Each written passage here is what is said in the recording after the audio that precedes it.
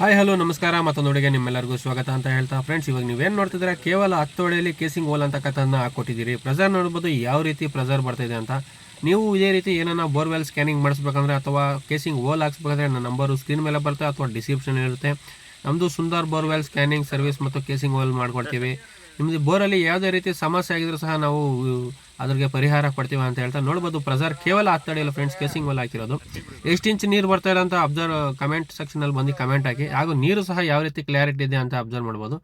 ನೋಡಿರಿ, ಇದೇ casing hole ಮಾಡೋಕ್ಕಂತ ಬಿಟ್ಟು. ಸೊ ನಾವು ಬರೀ ಕೇಸಿಂಗ್ ಮಾತ್ರ ಹೋಲ್ ಮಾಡೋದು ಫ್ರೆಂಡ್ಸ್. ತುಂಬ ಜನ ಕಸ್ಟಮರ್ಸ್ ಫೋನ್ ಮಾಡಿ ನಮ್ಮದು ಬಂಡೆನ ಹೋಲ್ ಅಗಲ ಮಾಡ್ಕೊಡ್ತೀರಾ ಅಂತ ಕೇಳ್ತಾರೆ. ಬಂಡೆನೆಲ್ಲ ಯಾವುದೇ ರೀತಿ ಹೋಲ್ ಅಗಲ ಮಾಡ್ಲಿಕ್ಕೆ ಆಗೋದಿಲ್ಲ.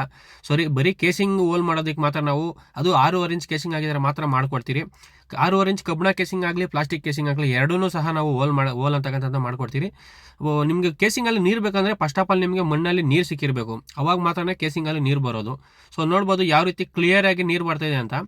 ಒಂದು ಸೈಡಲ್ಲಿ ಆಪೋಸಿಟಲ್ಲಿ 4 ಹೋಲ್ ಹಾಕಿದ್ದೀರಿ. ಅಬ್ಸರ್ವ್ ಮಾಡ್ಬೋದು ನೀವು 4 ಹೋಲಲ್ಲಿ ಯಾವ ರೀತಿ ಪ್ರೆಸರ್ ಇದೆ ಅಂತ. ಸೊ ಈ ರೀತಿ ಒಂದು 6ರಿಂದ 8 ಹೋಲಲ್ಲಿ ಬಂದರೆ ನಿಮಗೆ 1.5 ಇಂಚಿಂದ 2 ಇಂಚ್ ನೀರು ಖಂಡಿತವಾಗ್ಲೂ ಬರುತ್ತೆ. ಸೊ ಇದೇ ರೀತಿ ನನ್ನ ಅಕೌಂಟಲ್ಲಿ ವೀಡಿಯೋಸ್ಗಳು ದಿನನಿತ್ಯ ಅಪ್ಲೋಡ್ ಮಾಡ್ತಾ ಇರ್ತೀನಿ. ಇನ್ನೂ ಯಾರು ನನ್ನ ಅಕೌಂಟ್ನ ಫಾಲೋ ಮಾಡ್ತಾಯಿಲ್ಲ ದಯವಿಟ್ಟು ಫಾಲೋ ಮಾಡ್ಕೊಳ್ಳಿ. ಈ ವಿಡಿಯೋನ ಆದಷ್ಟು ಜನಗಳಿಗೆ ಶೇರ್ ಮಾಡಿ. ಈ ವಿಡಿಯೋ ತುಂಬ ಉಪಯೋಗಕಾರಿ ಆಗುತ್ತೆ ಅಂತ ನಾನು ಅಂದ್ಕೊಂಡಿದ್ದೀನಿ. ರೈತರಿಗೆ ಈ ರೀತಿ ಹೋಲ್ ಮಾಡಿಸ್ಕೊಳ್ಳೋದ್ರಿಂದ ನೀರು ಇಲ್ದಿರೋ ಬೋರುಗಳಲ್ಲಿ ನೀರು ಹೆಚ್ಚಾಗುವ ಸಾಧ್ಯತೆಗಳಿರ್ತದೆ. ಮತ್ತು ಆದಷ್ಟು ಎಲ್ಲ ಬೋರುಗಳ ಪಕ್ಕದಲ್ಲಿ ಕೃಷಿ ಹೊಂಡ ಇದ್ದರೆ ಅಥವಾ ಈ ರೈನ್ ವಾಟರ್ ಹಾರ್ವೆಸ್ಟಿಂಗ್ ಅಂತ ಏನು ಹೇಳ್ತಾರೆ ಅದನ್ನು ಮಾಡಿಸ್ಕೊಂಡ್ರೆ ನಿಮಗೂ ತುಂಬ ಉಪಯೋಗ ಆಗುತ್ತೆ ಅಂತ ಹೇಳ್ತೀನಿ. ಮತ್ತು ಇನ್ನೊಂದು ಸತಿ ನಿಮಗೆ ವೀಡಿಯೋನ ತೋರಿಸ್ತಾ ಇದ್ದೀನಿ, ನೋಡ್ಬೋದು ಯಾವ ರೀತಿ ನೀರು ಕ್ಲಿಯರಾಗಿ ಬರ್ತಾ ಇದೆ ಅಂತ.